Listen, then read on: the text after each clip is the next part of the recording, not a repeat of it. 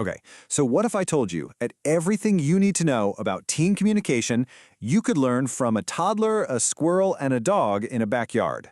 Sounds a little crazy, right? But stick with me. We're diving into what we're calling the Backyard Summit. And trust me, it's a surprisingly brilliant case study for, well, pretty much any team out there.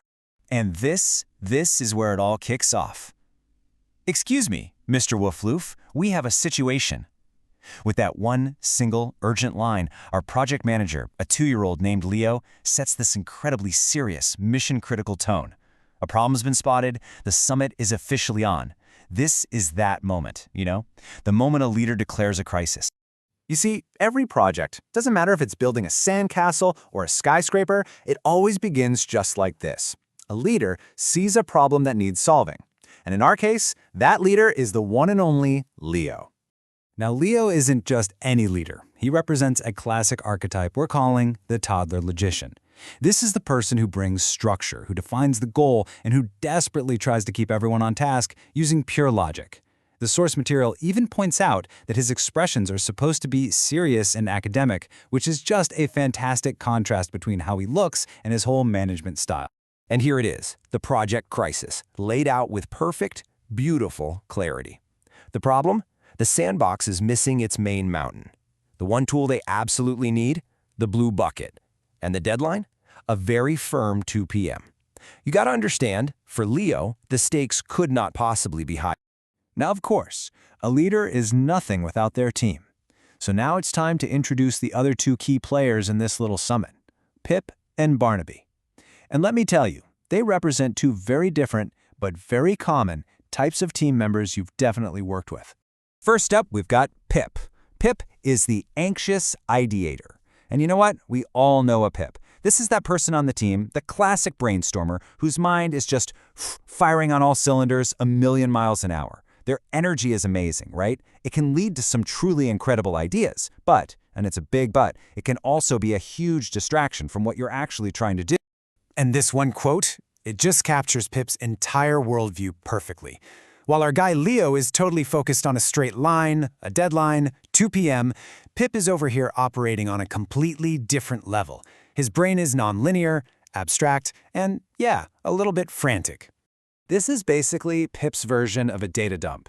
Leo asks about a blue bucket, and Pip just unleashes a flood of information about 42 different places he buried nuts. It's chaotic. It's not really relevant right now, but it shows you a mind that is just overflowing with information and a real desire to help, even if that help is, well, a little off topic. And then we have Barnaby, the grounded observer. He's the quiet force on the team. You know the type. While the logician is directing traffic and the ideator is buzzing with 1,000 ideas, the observer is the one just kind of sitting back, watching, listening, and putting all the pieces together before they say a word. Right here, we get a perfect glimpse into Barnaby's perspective. What Leo sees as a total crisis, a missing mountain, Barnaby just sees as a natural thing that happened. The wind redistributed the peaks. His whole vibe is calm, detached, and grounded in a much bigger picture, which, let's be honest, is incredibly valuable when everyone else is starting to freak out. All right, so we've met our team. We've got the logician, the ideator, and the observer. Now we get to the really juicy part of this whole analysis. What in the world happens when these 3 totally different styles try to solve one single, focused problem together? Okay, this right here, this table lays out the clash perfectly. Just look at that first row. Leo makes a super direct, logical request. Have you seen my blue bucket? Simple. Pip's response, blue is the color of the sky is where the hawks live. I mean, total abstract chaos.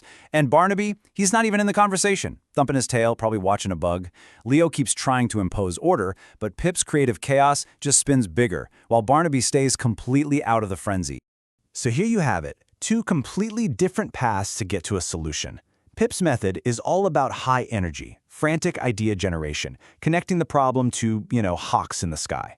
Barnaby's method is the exact opposite. It's low energy, it's patient, and it's totally focused on just one single remembered detail. And so, after all that frantic energy and all those logical demands, the actual breakthrough, the solution, doesn't come from working harder or thinking of more ideas. Nope, it comes from the quietest member of the team. And there it is, the solution. So simple.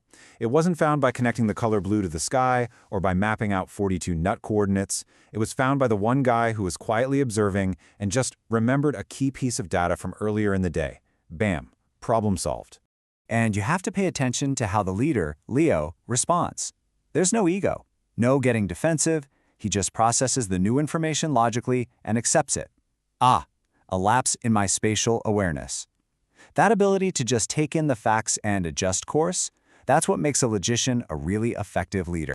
So, what's the big takeaway here? How does this little backyard drama connect back to the real world? What can we actually learn from this and apply to our own teams, our own projects, and all our communication headaches? Well, I think the Backyard Summit ultimately teaches us this. You need the logician, your Leo, to define the mission and keep things on track. You absolutely need the creative, if chaotic, energy of an ideator like Pip. And you 100% need the observer, your Barnaby, to provide that grounding force of simple remembered fact. Look, the styles are going to clash, that's a given. But a truly great leader figures out how to value and bring together all of these styles to find the best, and very often the simplest solution. And that kind of leaves us with one final thing to think about. A question for you, really. When you look at your team, your projects, who's the Leo, who's the Pip, and who is the Barnaby? And maybe, just maybe, the most important question of all, which one are you?